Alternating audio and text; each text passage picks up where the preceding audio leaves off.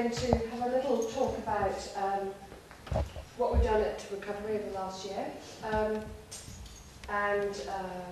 We're going to meet Michelle. This is Michelle here. She's having to do the minutes for a moment because the person who's doing the minutes has got an appointment. Was going to be a bit late. She said she'd come at 2 o'clock, so she should be here in a moment, actually. So this is Michelle, and she, most of you know Michelle, actually. She's head of RECAP, which is Recovery Independent Community Advocacy Personalisation Project. And she's going to be talking a little bit about the people that we have to say thanks to for all the funding that we've raised and also the partnerships that we've built up over the last year. This here is Ryan. You all know Ryan? Ryan, of course, Ryan. And completely start that because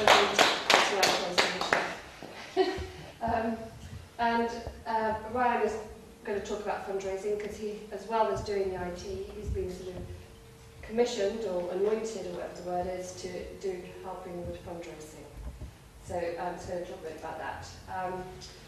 Then hopefully this won't take more than about 3/4 of an hour, half an hour at the most. And then Noel's going to talk to us about creation companions, living in harmony with wild nature. So that's what we're all about, isn't it? Being creative and finding a way to recover. And we're a charity here set up by survivors. So it's about people working together, learning together, understanding together. So we're just so inclusive, and when we go through difficult times, we help each other. So, okay, so if we could go to on the desktop there, you've got the annual report. And you've got a copy of the annual report there. So have a look. And on the front is a poem that I wrote, but it's not about just the poems I wrote. Loads of people have written poems. And we've got a booklet on the stall about the poems that we wrote and the pictures that go with the poems. And I feel it's actually quite normal that people with mental health problems are very creative, and they are good at writing poetry, they're good at art, they're good at singing, and I'm looking at Becky now. She's fantastic at art, and we want to get her out there. She did a brilliant picture of Millie, which we raised some money for her assistance dog with. So, you know, it's about writing poetry and all sorts of things. And it's about the truth, because mental health, through the ages, for the last 300 years where there's been a problem with it, and before that, let me tell you, for about 1,500 years, since Jesus was crucified, really, there hasn't been a problem because they stopped chaining people to rocks, which is what they did in Jesus' day, and people were a lot of peace with their character. No one was criticised about their character and their mental health. But 300 years ago, it all started up, and since then there's been a sort of lost truth where mental health is concerned, where people are just not being listened to. They should have a right to have choice and control in their lives. And that's what we're about in the charity, isn't it? Yeah. Okay, so read the poem if you like. Tell me later what you think about it if you want. I did win a prize recently about it. Okay, so there we go. And this is, anyone know this dog? Django, yeah? Django, you've met Django. Django's been to visit you, haven't you? And I'm sorry that the owner of Django couldn't be here today. But it's a beautiful dog. Anyone know what type of dog he is? Oh, Nikita, yeah. Absolutely lovely. So compassionate, look at his face. And this is what Noel says, that we are to serve wild nature in a way that enables it not only to flourish, but to achieve its full potential. And I feel that's how wild nature can serve us. Because sometimes I think, oh, these dogs, they are really wild, you know, when you let them go in the park and they're off and they're chasing things. But they're fantastic the way that they're really here for you. They'll come back and they'll listen to you and obey you and really help you to feel that you've got a life. And there's always something you can go and do, take them for a walk, and someone to talk to that wants to know about the dog. So they're great for social inclusion. Okay, so this is what is in the annual report, basically. So we can just move on swiftly. And I don't know, it looks like his nose has got a bit big there. I think it looks like it's staring at the information to me. Yeah, it's a pity actually, in a way. But never mind. Anyone know that dog? Go on then, Becky, who's it? It's Mega, yeah. And the owner of Mega couldn't be here either. Too busy riding, probably. I did ask them though. But anyway, okay, so by myself I'm nothing at all. I am in the oneness of love, for it is in this oneness that the life of all people exists. So I feel that's what we're about as a charity, that we all need to work together as one, and that nobody gets left out, no matter what they're going through, that we rally around and we help each other. And we just join in, you know.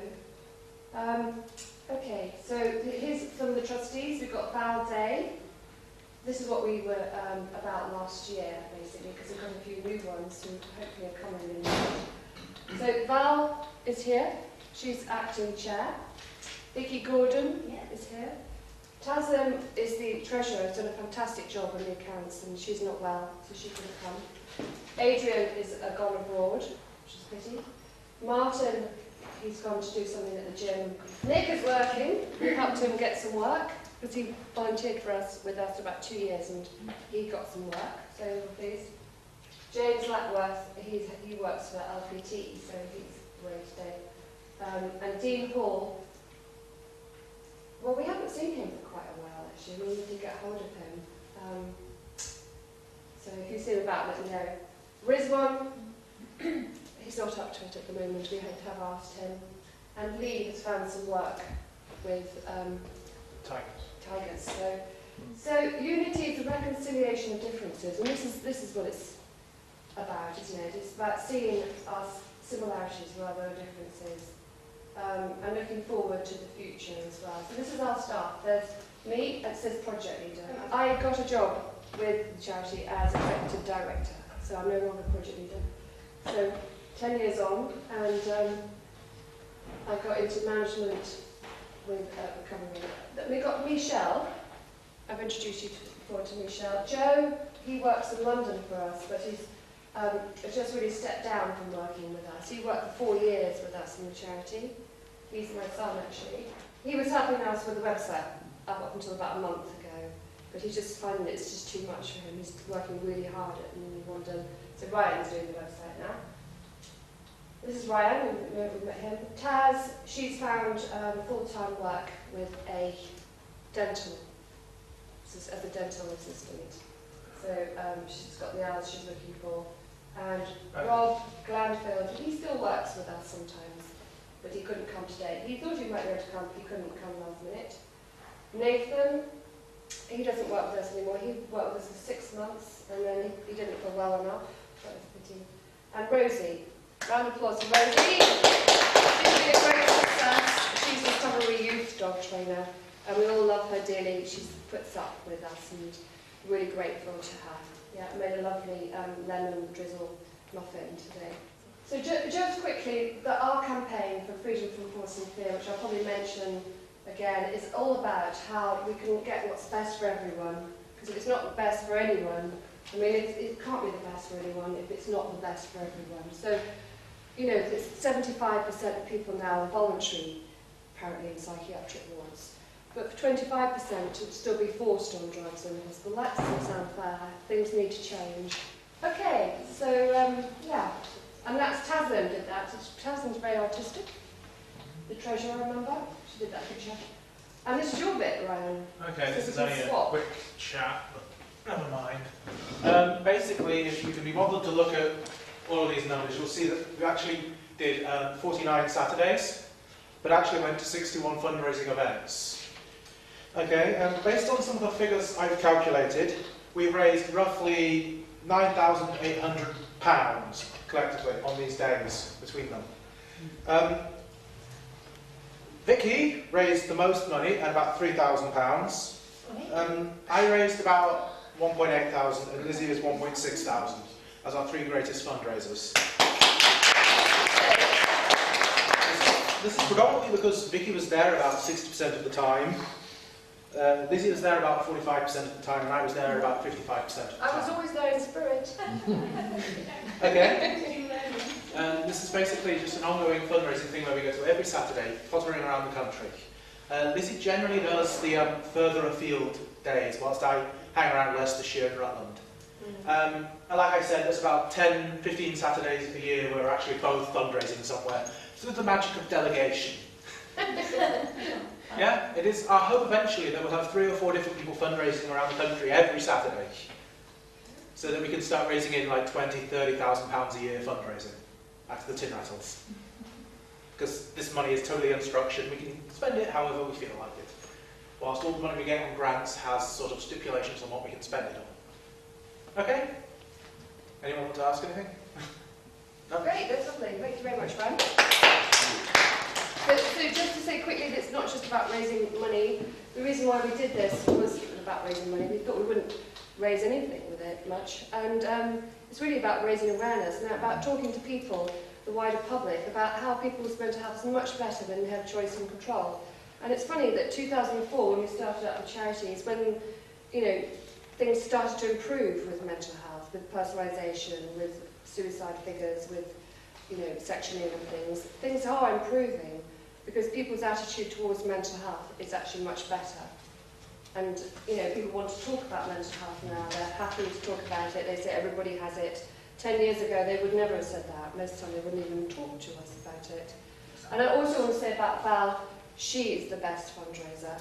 She is the only person who has raised 200 quid in one day all by herself in tins. I mean, we were all with her, but she was like getting everybody to...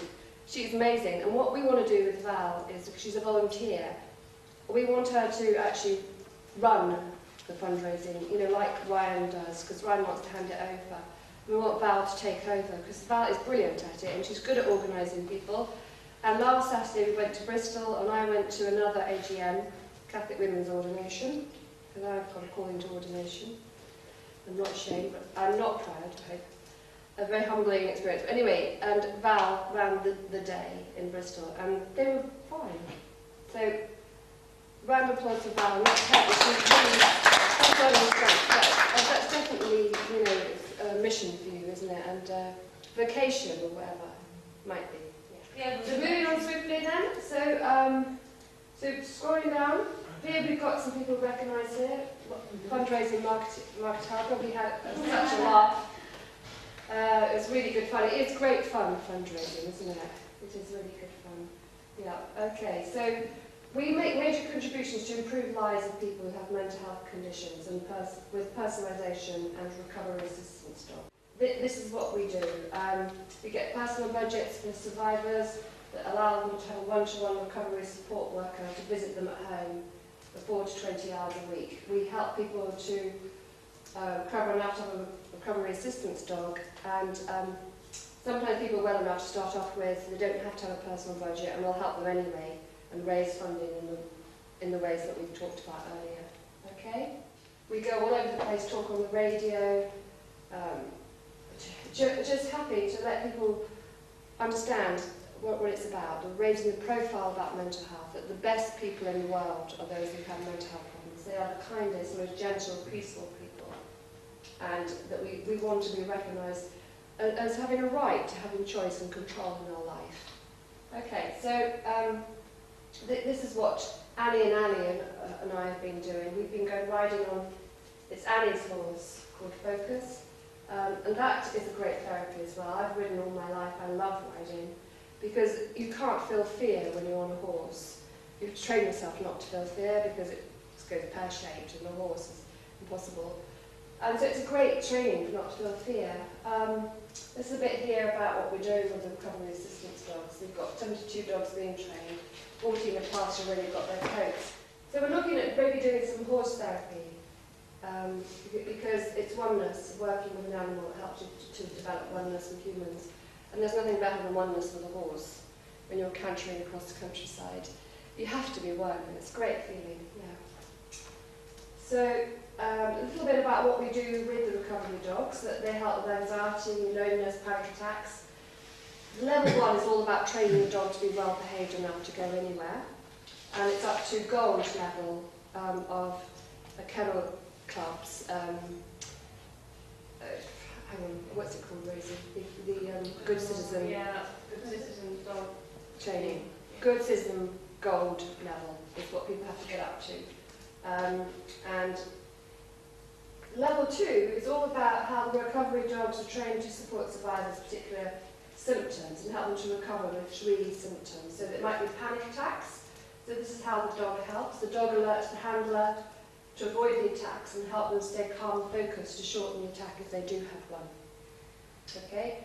So stability. Sometimes people get dizzy from medication. And we've got somebody up in Stoke-on-Trent who's got really big Pyrenean mountain dogs, about this big, and it walks really close to them and helps them keep stable, which is really helpful. And picking up dropped items, dogs can help with that.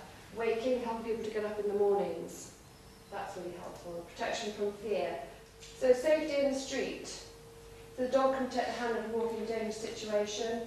I've taught my dogs to bark, so that if I'm frightened at all, I can just get them to bark and I feel safer. Epileptic fits, we have one of our clients that we help, that we're training their dog to actually help them with avoid a fit. Agoraphobia, brilliant, dogs are brilliant for getting people out of the house. Social inclusion, the dog is trained to encourage the handler to approach and talk to other people. Also we train the dog so it will go and go up to people when it's been allowed to. And that took about a year at least to get those dogs to stop going up to people when they're off the lead. Still, occasionally, if they can smell a dog on someone, they can't resist it. So they think, oh, well, of course we're allowed to. They've got, dogs themselves. Anyway, so moving on swiftly. So recovery through the years is demonstrating strong ability to effectively educate the public about mental health with the Freedom from Force and Fear campaign. So this FAF campaign, we've got some big ideas at Christmas about projecting lights, haven't we, Michelle? Lights on the side of the, what's it called? Town Hall. And we've got this person called Liam who's going to get some funding to help us to put it together, because he's very arty-farty. And it's going to have the right wording to help people to understand what it means, that it's going to be called Mental Health Unwrapped, probably. A bit like Palestine Unwrapped. Did you hear about that? That was a great campaign. That really helped. It's about people waking up. We have dreadful suffering in this country. When are we going to do something about it? So this is the recovery assistance dog walk that we did. We raised about 800 quid for that, which was great. It's a bit about how people give up their life, really, for campaign for mental health and for freedom. Okay then, first of all I want to thank all the supporters of recovery, the volunteers and stakeholders, because without them, it's like we'd be struggling. And it's basically sort of our opportunity at these AGMs to really thank everybody who comes along for their help and support. And hopefully we'll see a few more faces next year, and a few more people like that will be with us. And that's it really. It's just thank you very much, everyone, for all your support. Okay. So I'll just mention some of the specific funders. We've got NLDC has been brilliant. We've had funding for them for about 6 different projects, and 6 of them successful, 2 of them not successful. So they've been fantastic. They've been really good, and Leicester Council have really helped us a lot. So our partners, just quickly, Catholic Women's Ordination. I'm on there with NatCog, it's called, a management thing. And we have such love, we get on so well, we go on retreat together, and it's fabulous. They're lovely people, fantastic saints, basically, I feel they are. And we work well with them. We campaign for equality and human rights like they do, but, funds for women and men in the Catholic Church, as in the other Protestant churches, really won in there already, as you know well. Thank you to Val, who've been brilliant. Life Raise, Creative Support, and In Training have been fabulous. We have to thank In Training for Rosie, and quite a few other people that they've helped with, us, find some staff with. Remploy and the National Justice and Peace Network. And we do a lot of work with them, conferences and centering prayer, things like that with them. And Noel Moore, thank you to Noel for inspiring us to talk on Shalom in May 2014 and talking today with us. Back, as you saw on the sheet, and some of you were here when I came in May, I met Liz up on the island of Iona 2 summers ago, and I did a week of teaching there, and she said that I can bring some of your ideas about Shalom to recovery. And so I came in May, and then Liz asked if I would come back today to do another talk at the AGM. So I'm here. Okay. Now, there's a chapter in my book called Creation Companion, Living in Harmony with Wild Nature. And Liz asked if I would take some themes from that to reflect on in our time together this afternoon. Creation Companion is a huge topic. My next book is going to be completely on the whole subject of our relationship with wild nature. This is just a chapter in another book, but it'll give us, I hope, a point of focus. When I was here in May, I gave a kind of big picture of the biblical concept of Shalom, the vision. Now, I speak as a Christian, but someone who loves conversation, discussion, learning with people of all faiths and all beliefs. And my understanding of the Christian message is that it's summed up in the one word, peace. Of course, if you go to onto the streets of Leicester and ask people what they understand about peace, they'll come up with all sorts of different ideas.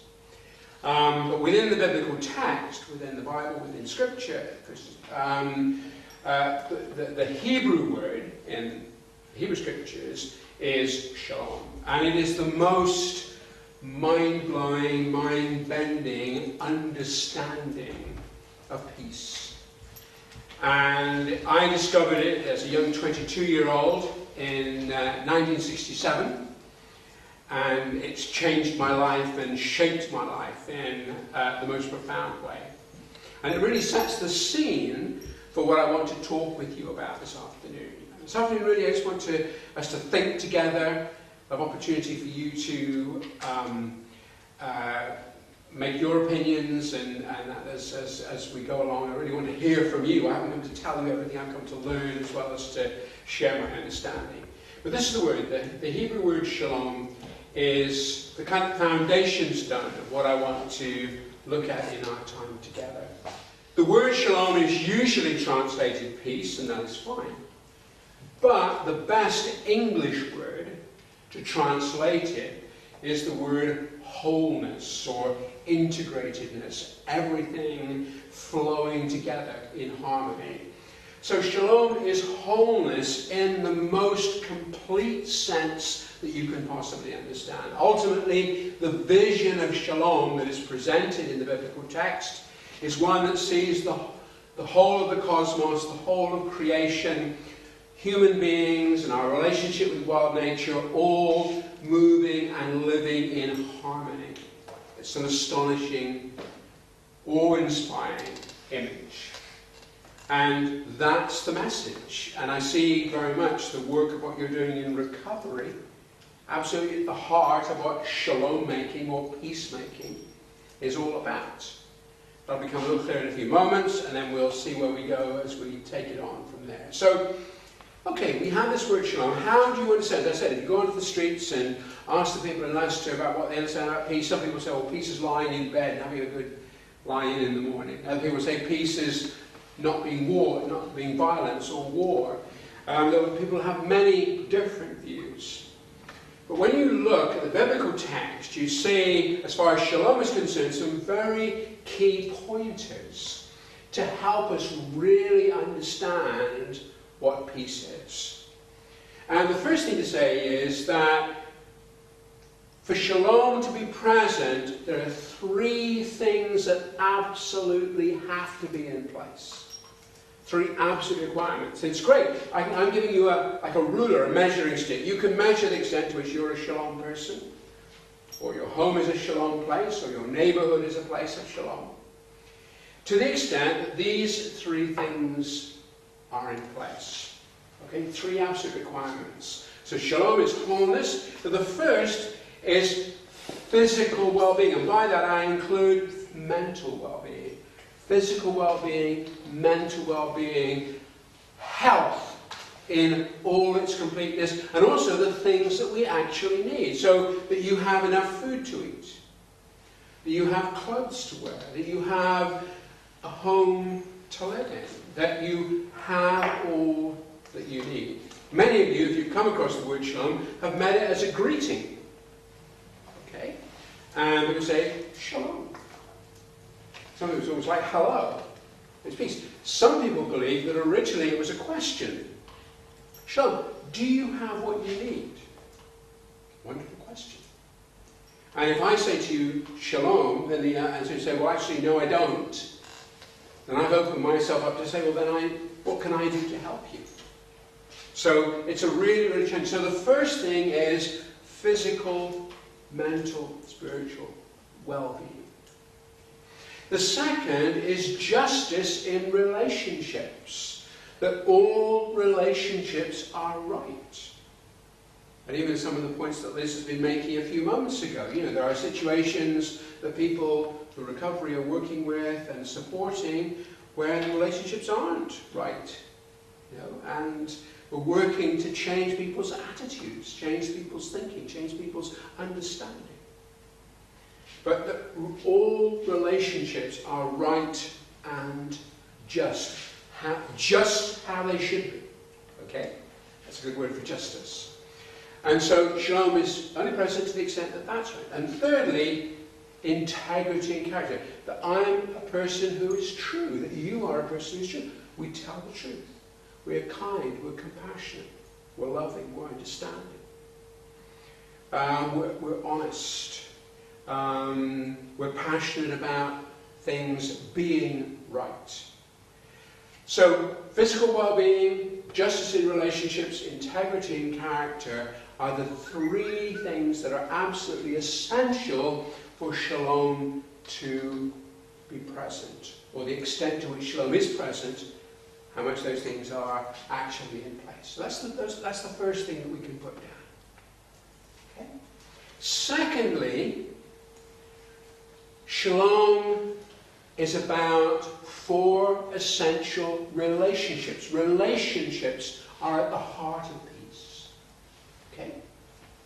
And there are four essential relationships. First of all, with God. However you might understand God. Okay? We will have different perspectives, may even have different words. Some people say, well, I'm not sure that I believe in God, but I sort of believe there is a purpose and a meaning to everything. Fine, we can work with that. That sense of being true in relationship with what we understand to be the foundation, the spiritual foundations of all things.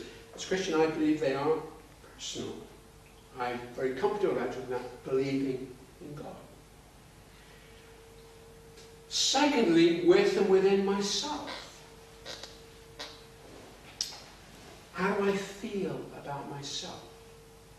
Am I at peace with myself? What is the relationship with myself like? Now obviously, the whole area of mental health and journeying is a very big issue, very important issue, and one we want to encourage each other. But we are all, I'm not always at peace with myself. But there's that learning and engaging and maturing. So, relationship with God, with myself, with the rest of humanity. He talks about justice being an important thing. That things are right, that we have a right relationship with each other. We work that out. We take time to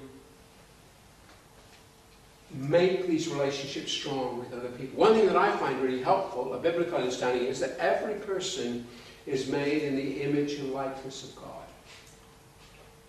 And I do a little meditation when I'm walking down the streets. I look directly into people's faces, and I'm sort of saying, this person is made in the image and likeness of God. I pray for them, and I also say, what can I learn about God from just looking into your face?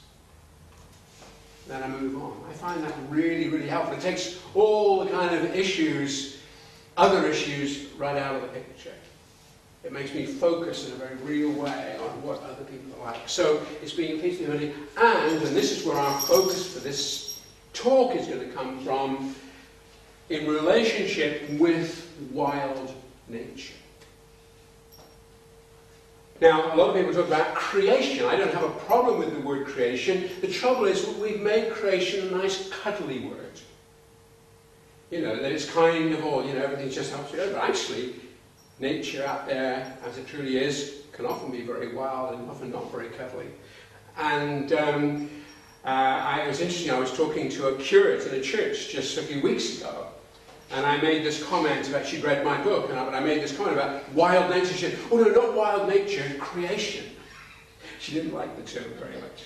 But I'm very insistent on using this term wild nature. Nature as it is, as it should be, and that we learn to live and build a relationship there. So these are the 4 essential relationships. Now this is what I talked about when I came in May.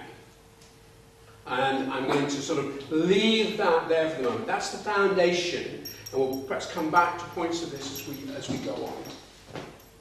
But what we're going to be doing in our time this afternoon is talking about how do we live and work for Shalom with and within wild nature. This is a huge topic, way, way beyond what we've got time for this afternoon, so I'm going to focus it down.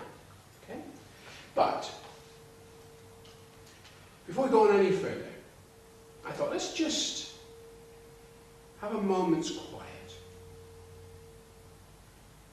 and consider this question: how significant do you think the vision of Shalom is to the work of recovery? Well, I've just outlined it very, very. So let's just reflect that quietly, and then I'm going to ask you to tell me what you think your thoughts are. You don't have to say anything if you don't want to, but I'd love to hear what some of you have to say. So let's just be quiet for a moment, think about that, and then I'll ask you for your responses. Okay, what do you think? What would your reply to that question be? Do you know much more about recovery than I do? I've just given you a little potted sort of view of the biblical concept of Shalom.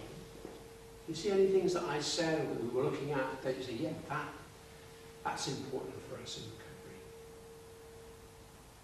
Well, if you listed all of recovery's aims, Shalom probably covers about 80% of them. Right? Okay, well, that's a really helpful observation. So a lot of common ground. Yes. Okay. Well, Did you notice anything that it didn't cover? most of those are basically just informational. Right, okay. So in the core sense, it Yeah. covers the same ground. Yeah. Okay.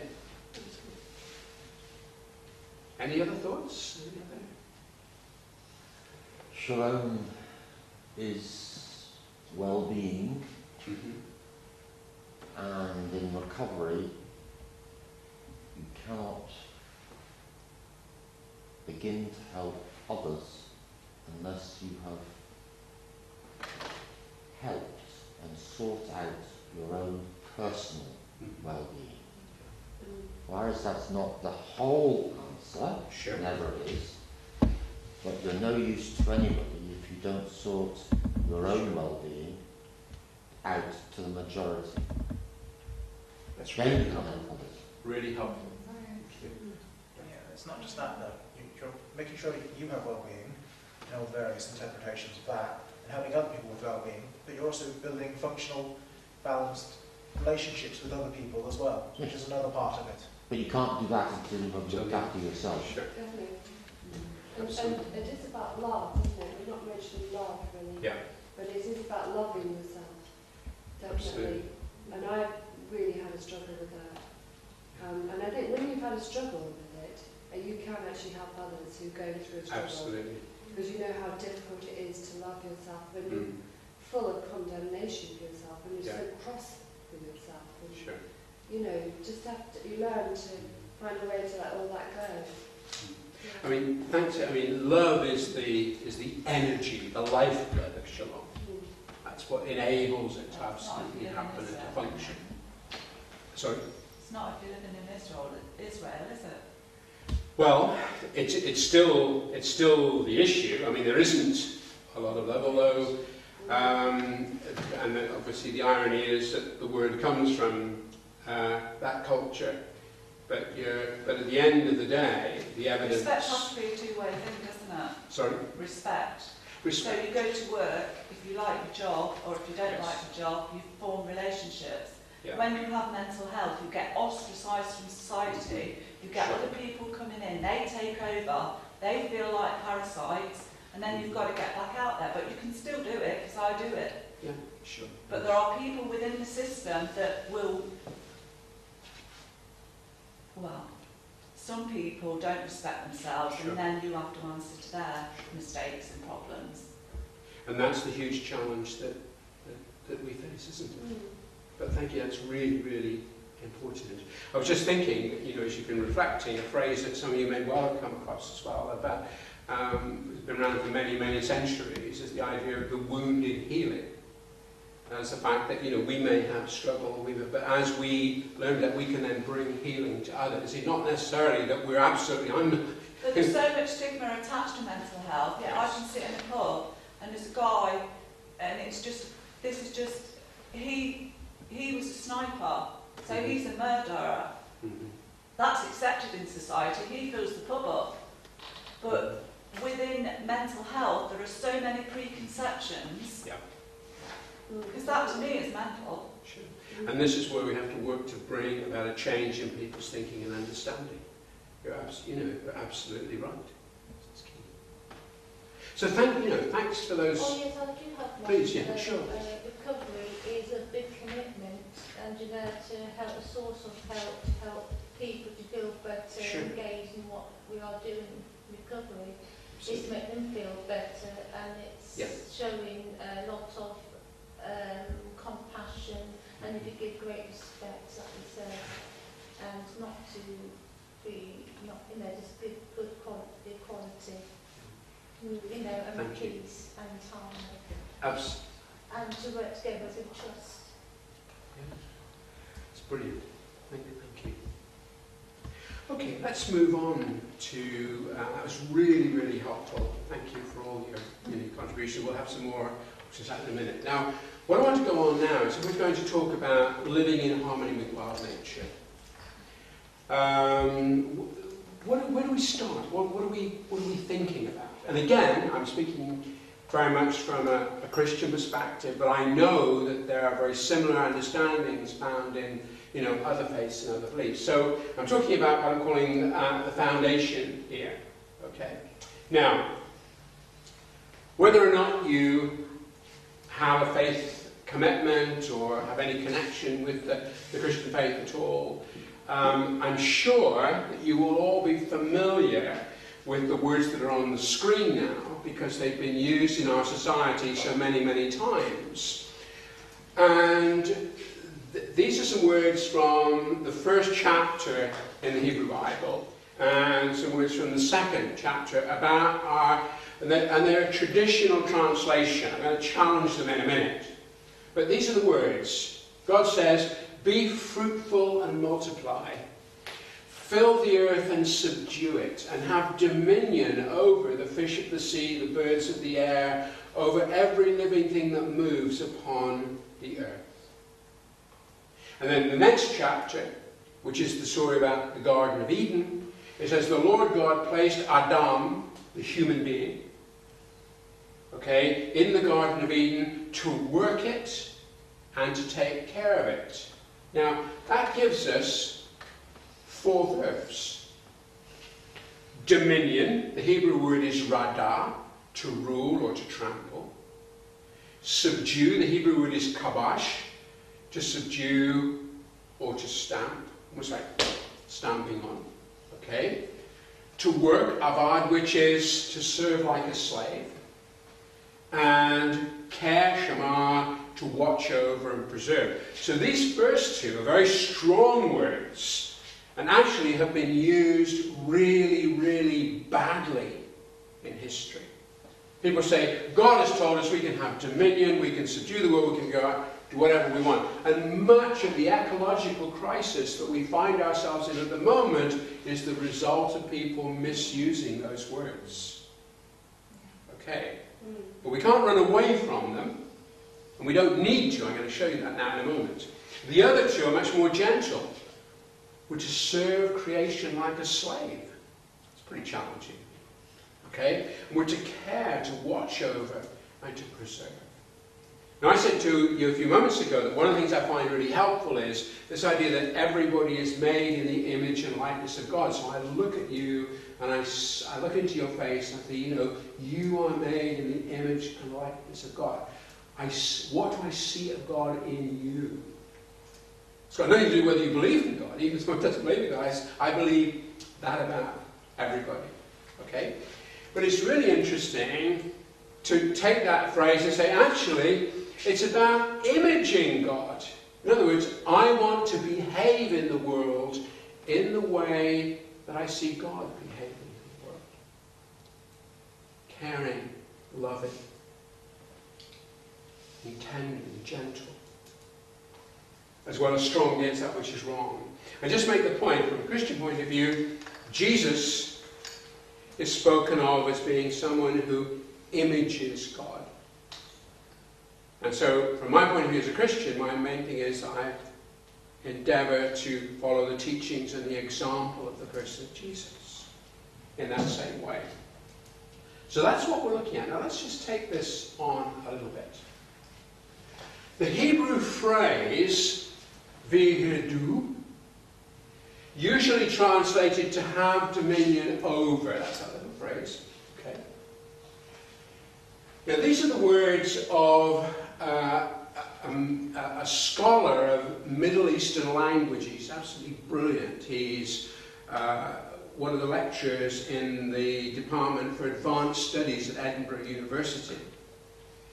And he says about this little phrase, which is usually translated to have dominion over, he says it can mean with, it can mean within, it can mean alongside, but it cannot mean over.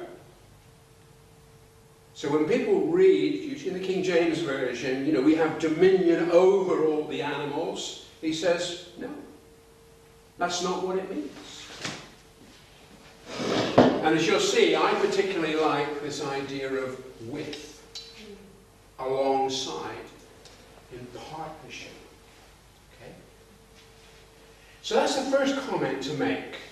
So next time you're reading that passage, or you hear somebody reading, or somebody says, you know, we've got permission to have dominion over, you tell them, no way. It doesn't work like that.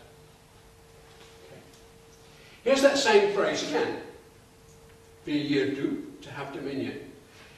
It also has the sense to descend, to step down, to wander and to spread. And some Jewish rabbis have suggested that we as human beings, we think we're wonderful, we think we're top of the pile. It's about time we stepped down from that attitude and saw that we were equal with the rest of wild nature. Okay, and we'll see what that will mean in a moment or two. Okay. Now, I want to argue that this word that's been translated dominion for centuries is better translated by the word meekness. Now, before we go any further, if I say the word meekness or meek, what comes to your mind immediately? Weakness. Weakness. That's what everybody thinks. Not necessarily. You can be phlegmatic, calm. Yes, yeah. Well, exactly. Blessed are the meek. Blessed are the meek, they'll have it. But people have this idea. So, yes. Power under control. I'm sorry? Power under control. Power under control. That's absolutely what it is. But for most people, I come and say, you know, you're such a meek person. It's so good. You know, people say, oh, don't be meek. Yeah. You know, meekness equals weak. It doesn't. Okay? And I want to show you, this is a passage from the prophecy of Zechariah, much later on in the Hebrew Bible. Many of you will know the story of Jesus, that before he is crucified, he comes into Jerusalem riding on the back of a donkey. And when people saw him doing that, these are the words that they would have thought of. I'll read them carefully, okay? Behold, your king comes to you. Do you imagine a king riding into a city? Triumphant and victorious is he, meek and riding on a donkey, on a colt, the foal of a donkey. He will cut off the chariot from Ephraim. Chariots, of course, were the kind of tanks of the day. The war horse from Jerusalem. The battle bow shall be cut off, and he shall command shalom to the nations, the word we started with. His dominion, that word we had, I'll give you dominion over, King James Version says, shall be from sea to sea, and from the river to the ends of the earth. Can you see how we have dominion, shalom, and meekness all together? So, true rule, true authority is actually having meekness. Meekness and dominion are the same thing. So we're called to be meek. So what does this mean? As you had it, meekness is strength under perfect control. It's one of those words that is almost impossible to translate, because it has three ideas. And the first idea about being meek is being angry. Okay? Meek people are people who are angry about injustice. So when you say, we are angry about the way in which people with mental health are stigmatized in society, are maybe treated by mental health services on occasions, then that is a good story. That is meekness. Meekness says, this is wrong and it's got to be put right, and I'm not going to keep quiet. Wrong, is it? But it's just like, I'm getting sick of it, to be honest. Well, if something's wrong... Well, in the mental health, you'll have about 10 people, all right, who are jumping on top of you. Mm-hmm. Whereas I've worked with 19 stone on my own. But that doesn't make me a hero. It doesn't make me a hero what's happened today. It's just that a boss told me I didn't have strong leadership skills. Well, that's fine. I don't. But at that particular time, I wanted to be the master of my dog. Mm-hmm. And I suppose when you have a child, you're like that, aren't you? But at the end of the day, that child's got to be disciplined, but it will be a free person, won't it? And of course, remember that well, that's where it gets complicated. Yeah. Discipline means to learn. Mental health is a wide umbrella, isn't it? But when something is wrong, to be angry about something that is wrong is to be meek. That's not what most people would think when they hear the word. That's the first thing. The second is control. And this is the twofold thing. First of all, it's self-control. The meek person has self-control. I may be angry, but I have self-control. But also, the idea is of relationship. You can see there's two pictures here. One of a woman riding a horse, another of a woman walking alongside a lion. And the Greek word praus had this idea of, that you have such a relationship, and with your recovery dogs, you have that relationship with a dog or another animal. You don't have to have them on a leash necessarily. You simply say, sit or stand or walk, and they will, because of your relationship. And that's at the heart of meekness. So it's, and the Greeks had this idea of praus being like a warrior on a war horse just before battle. And you imagine this huge animal. It senses something's going to be happening. It's pawing the ground. It's snorting. And it just is held in check by the rider. That's meekness. strength under perfect control. And thirdly, gentleness and compassion, love. So true to me, our relationship with the rest of wild nature is to be based on meekness. Anger against injustice, self-control and relationship control, and gentleness and compassion. That's an astonishing concept. And that's at the heart of living by shalom.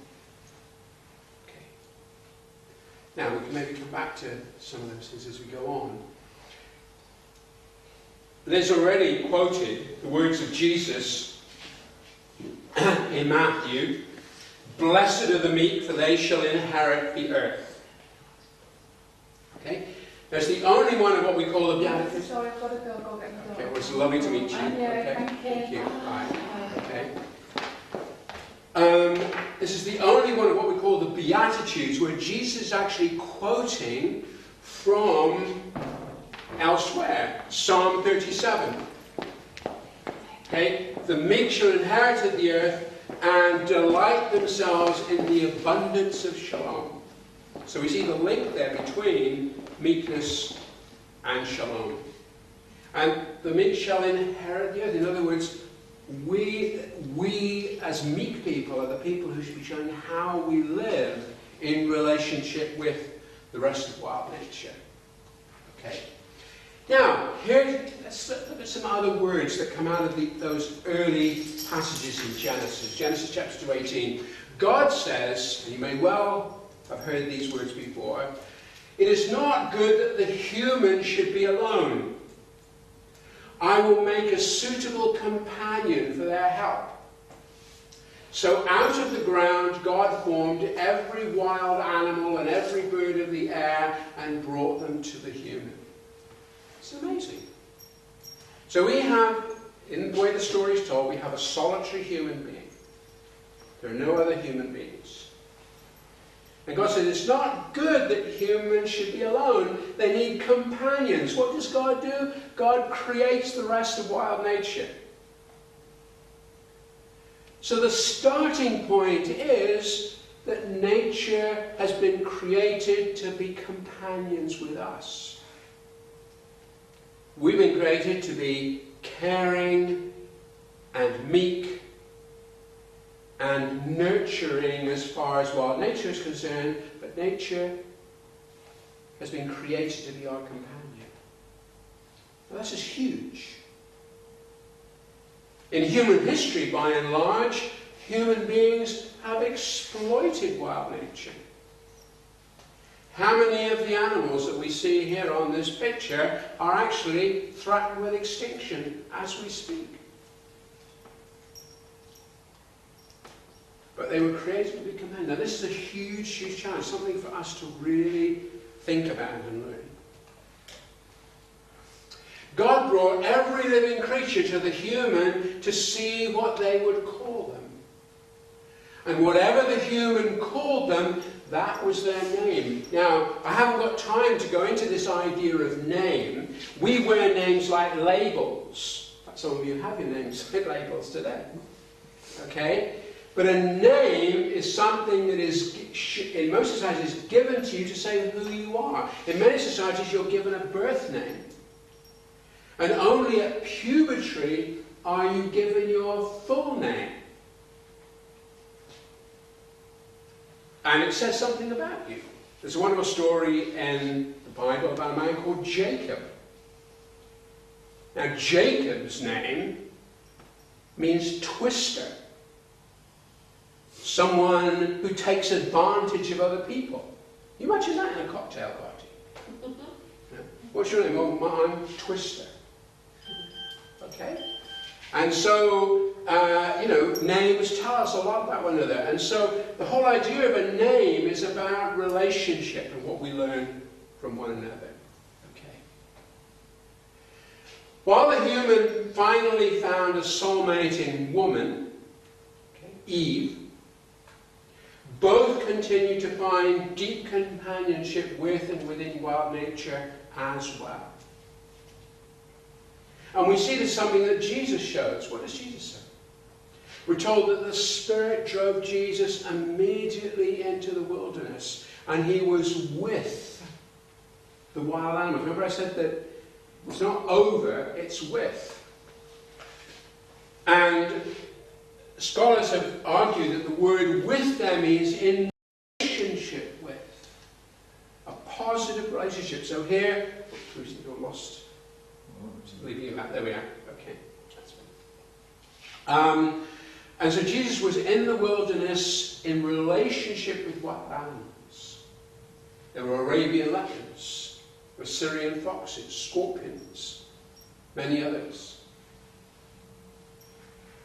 And this is a really important spiritual principle, that a truly righteous person, remember we said that one of the qualities of shalom was that we had integrity? Well, the Hebrew word there is zadik, that we are right. Okay? One of the hallmarks, one of the ways in which you can tell that somebody is a truly righteous person is that they live in harmony with wild animals and the whole of creation. It's an amazing test.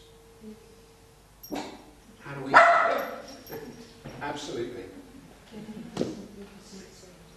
And this is just a little summary here. The story of Adam. We see Adam, this first human, living in relationship with wild animals. Noah, remember, into the ark.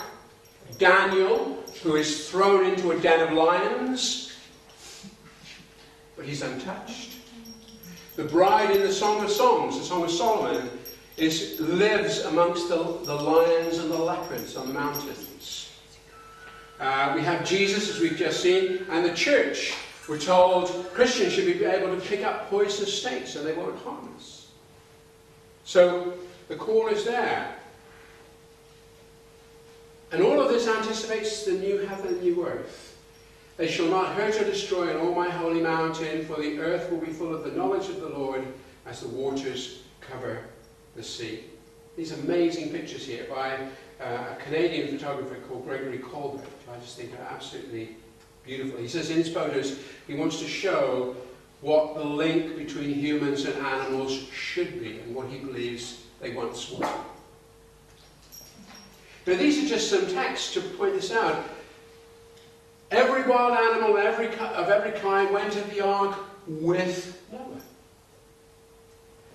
You shall not fear the wild animals of the earth. You shall be in covenant with the stones of the wilderness, and the wild animals shall be in shalom with you. An amazing statement. The wolf shall dwell with the lamb, and the leopard shall lie down with the kid. In Hosea 2, I will make for you a covenant on that day with the wild animals, the birds of the air, and the creeping things of the ground. This is an amazing invitation to a living relationship with wild nature. And yet, so foreign to so much of our thinking in the culture in which we live. So, again, just have a minute or two to think about this question. What ideas in this section have particularly struck you as significant or challenging, or both? Just think about it for a minute, and then I'll ask you to respond. Then we'll move just into our final section. I'll be finished by 1:15. Okay. Any response? Any things that came out of what I've just been saying in this last section that particularly struck you as significant or challenging, or just any responses? I'd be really, really interested to hear. I suppose it's really being at one with yourself and with nature, and I did like the 4 points you put down. So my memory's not too good. Just go back. Can you go back? Should we go back to...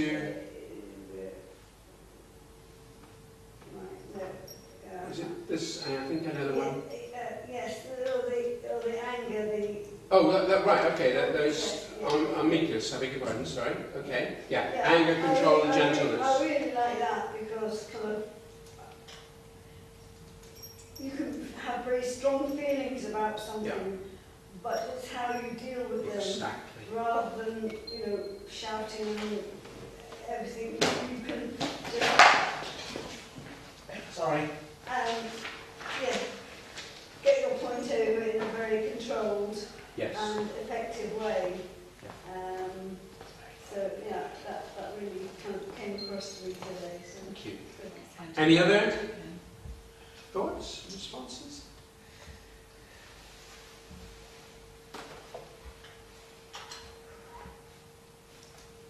Okay, we'll leave it then. We just go into the final section. Where are we? Okay, so and this has been trying to be very so practical in terms of what might this look like? What are we talking about in practice? Now again, this is huge, and I've tried to focus in very much on the kind of issues that are issues for you here in recovery. Okay. And the first is that recognizing that the bond that connects humans with other animals is deep and mysterious. Now I'm going to make some observations. You will probably have lots of observations to make.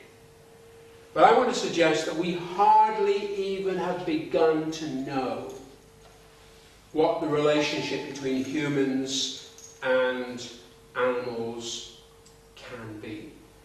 Or when we touch on things and we see things that are very exciting, we don't really understand what is going on. This is a huge area for thinking about and exploring together. Human-animal connection touches on so many aspects of who and what we are as persons. And so that came out in what Liz was saying about the work, and we'll mention recovery dogs in a minute, on the physical, the mental, the emotional, the social, and the spiritual. All of those kind of things are at work in our relationship with animals. Yeah, so I walked my mum's dog yesterday. I'm sorry? I walked my mum's dog yesterday. It was really nice. And Yeah. it was good to walk from where I lived, from mum's at night, for 3 miles. Yeah. And it was lovely.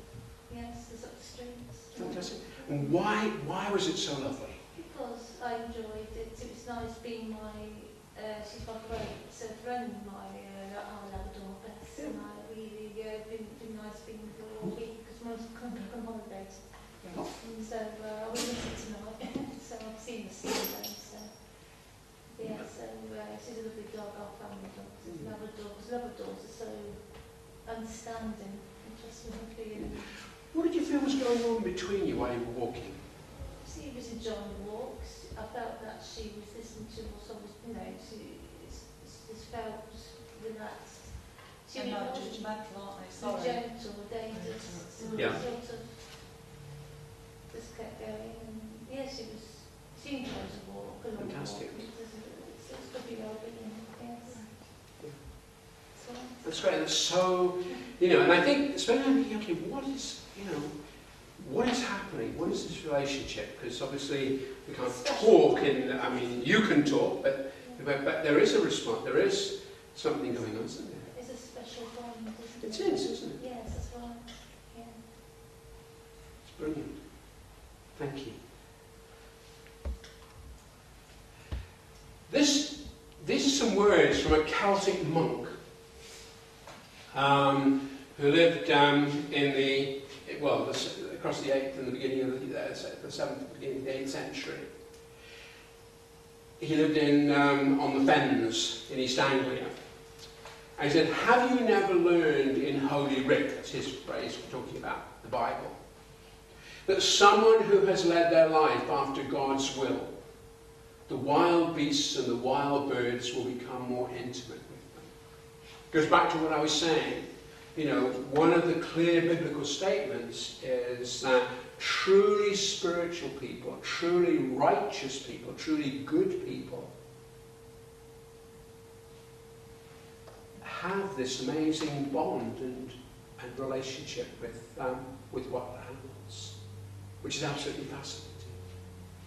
And then, of course, it's a picture of Francis of Assisi, probably legendary for his relationship not only with, you know, but you can see the wolf there who was terrorising an Italian town, and he simply went out and met the wolf and told the wolf to stop terrorising. He said, the townspeople will feed you, but you stop threatening them. And he stopped. And there's enough evidence, just, you know, that's something that really happened. This is just some kind of myth or fable. He became his dog. Sorry? He became his dog. That's right. So, you know, there's something amazing here which is a challenge for us to learn even more about.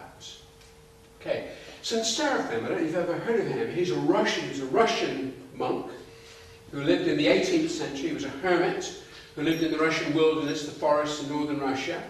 Very few people ever met him, but of those people who did meet him, two things they always said. One was that his face shone with a light, which was just amazing. And secondly, that he had this relationship with foxes and hares and wolves and bears who lived around him. He shared his food with them. He played with them like a child, like a child would play with animals. People were just stunned by this. So there are examples, obviously not just from the Christian story, but also from other faiths of people just living in harmony with wild animals. Okay.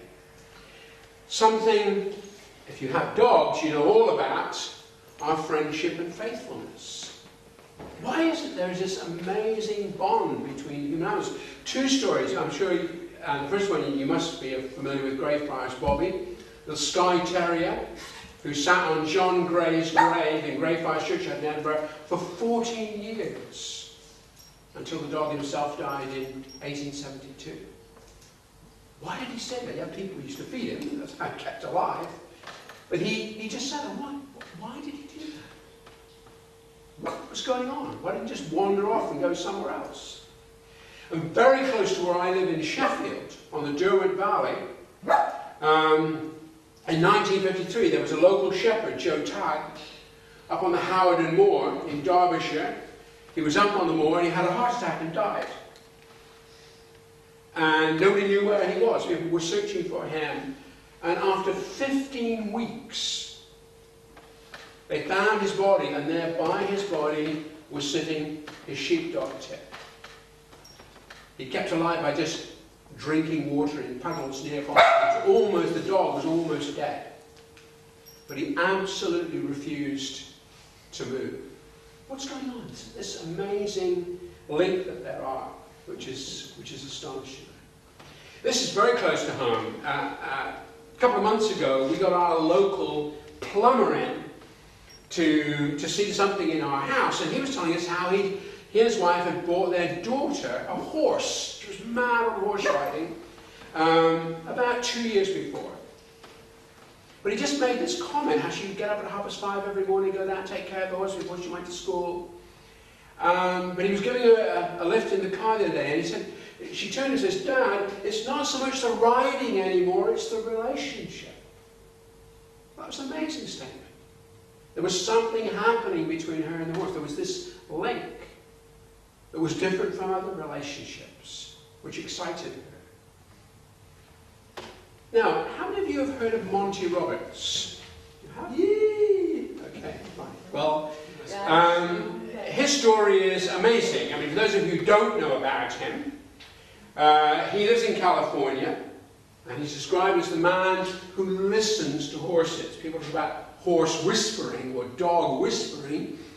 This is someone who actually listens to horses. Now, I'll tell you a bit more of his story in a moment, but in his teens, he used to go up and spend long periods of time on the Sierra Range in California, just watching herds of wild horses.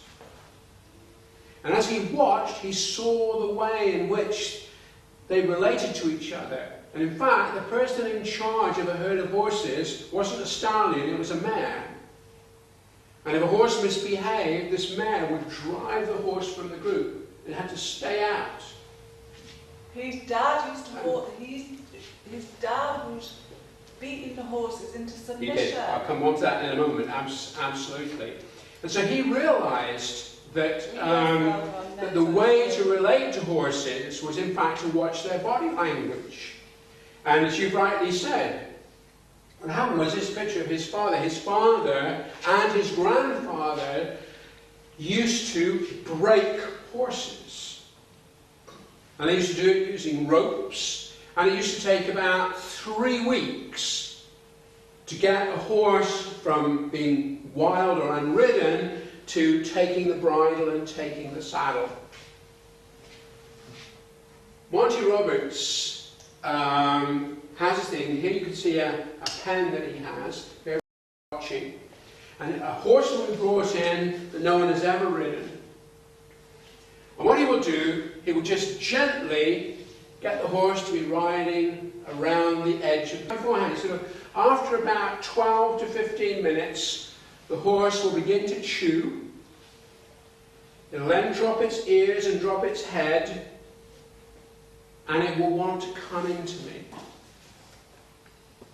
And that's what happens. The horse goes, and the horse starts chewing, and it drops its head and drops its ears.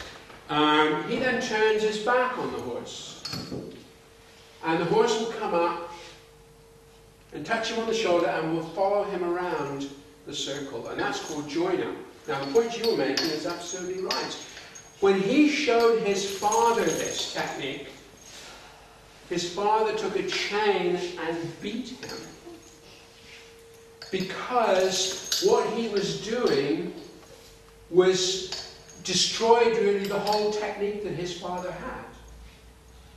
And from the moment the horse is brought into the ring, within about 27 to 30 minutes, Monty will be riding that horse. It's astonishing. What is going on? Ride, slowly ride. Now, one thing happened when he was a 17-year-old. He was out on the Sierra, and he actually mounted and rode a completely wild horse using this technique. But he knew he couldn't tell anybody. In his first book, The Man Who Listens to Horses, he doesn't tell the story, because the people just won't believe me. So he made an arrangement with the BBC, and he and a couple of others on his ranch went and cut a wild horse, a Mustang, from a wild herd, and Monty rode beside this wild horse for 26 hours. There was no, circular enclosure. It was just out in the wild. For 26 hours, he rode just wherever this horse went, Monty was there. The horse couldn't get rid of him. And then the horse started chewing. It started lowering its head. He got off the horse, and within they slept overnight, and the next day, Monty was now in his 60s, so he decided that he had a younger rider to ride it. This young rider got on the back and rode the horse. It was all filmed. I've got the DVDs telling the story. And people just couldn't believe. They said it was absolutely impossible. These horses can kill very, very easily. Their hooves are so accurate, they can kill a fly that's on a wall. People said, he just won't be able to do it. And he demonstrated. And he said, look, this is what I did when I was a 17-year-old. Which is quite an amazing story. And so, it's an example of this astonishing relationship of what the possibilities actually are. Now, very quickly, I've just got 2 minutes.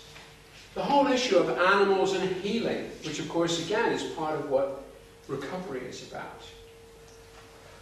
I've shown these pictures of dolphins, wild dolphins.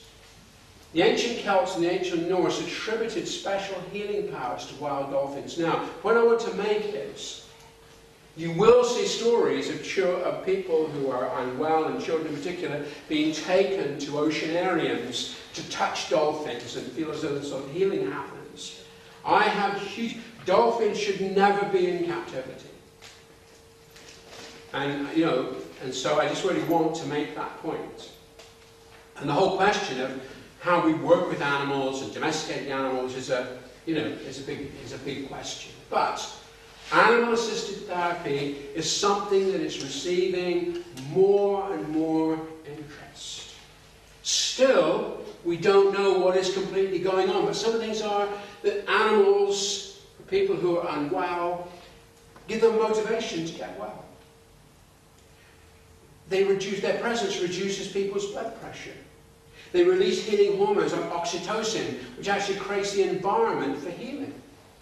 It slows their breathing rhythms. It calms and relaxes, as you find with the dogs that people involved in recovery are using. There's unconditional love. Somehow, dogs and other animals connect us with something bigger than ourselves, the other. And of course stimulates physical activity, going for walks and things as we've already been talking about. I'm particularly struck by animals and people suffering from autism, particularly children. That somehow, whether it's playing with a dog or riding a horse, it enables a child with autism to kind of open up. An amazing book at home of the story of an autistic lad whose parents eventually took him to Mongolia, the land of the horse. But before he got there, there was a horse that a neighbour had, which was quite difficult. And yet when this child came to the horse seemed to understand that this child had needs and was really calm and really connecting with him. And also it helps things like balance and movement and things like that. And then finally, the work that you're doing in recovery with assistance dogs. Assistance dogs can be used for people who are blind, for people who are deaf, people who need, to sense what their needs are and to give support.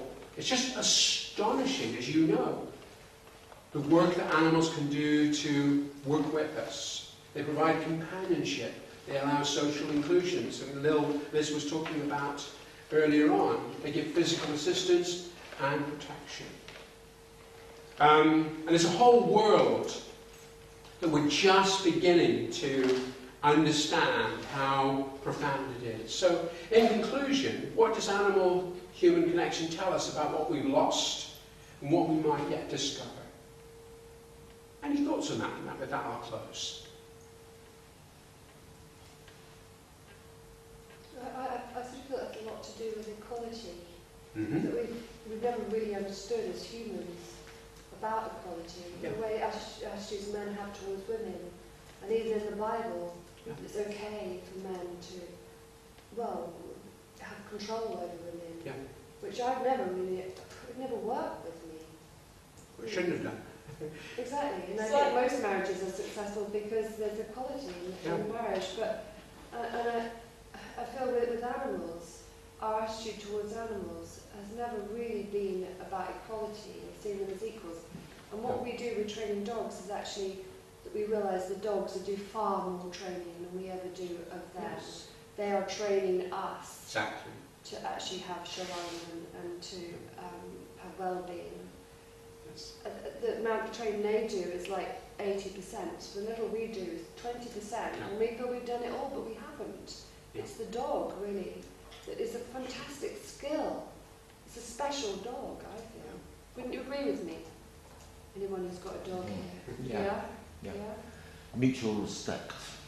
Yeah. Absolutely. Sharing. It's not sort of command ownership. It's not I dominant. command, obey, Sure. right? Rightly or wrongly, I don't know. I trained my dog by asking it. But having a laugh. It's about having a laugh, Yeah. isn't it? They are hilarious. Like children, though. It knows. I mean, you can tell a dog's how a dog is feeling by the expression that it has. Yeah. Whether you're happy, sad, it's Good, cross with you, you're cross with it. It's sort of empathic. Absolutely. It's a mutual respect. Sure. And I really have very little time for people like Mr. Robert's father, who Absolutely. Well, it's cruelty. It's cruelty. In But its Things extreme. evolve, don't Mr. they? Roberts Things evolve, did that. He education had moves respect up. for the animals. And so they responded. And I've seen that, and I've actually worked with that with horses, with Horseback UK, for ex-service people, and I've learned how to do it, and it is absolutely true. You go into the ring, pick your horse, or it picks you, Yeah. right? Yep. Not sure who does what, I right? And you just get to know it. No whips, no lead, no halters, no nothing. It's about relationship. Yeah, and it's extraordinary. I think it raises lots of questions about even our notion of, ownership. It's a companionship, not ownership. And even, I mean, it's a big question to us, but even the whole notion of domesticating animals, it's how is this relationship going to work? Where is it going to take us? How can we learn, as you were saying, there's more them teaching us as much as us teaching them. There's a mutuality there. It's very, very exciting. Any other thoughts? I've overrun by 6 minutes already. Anyway, I hope there's been stuff there that's been helpful, provocative, and I've got a lot more in my book if you're interested in reading it. Or you can borrow Liz's phone and read the book on that. Anyways, okay, thank you. So much.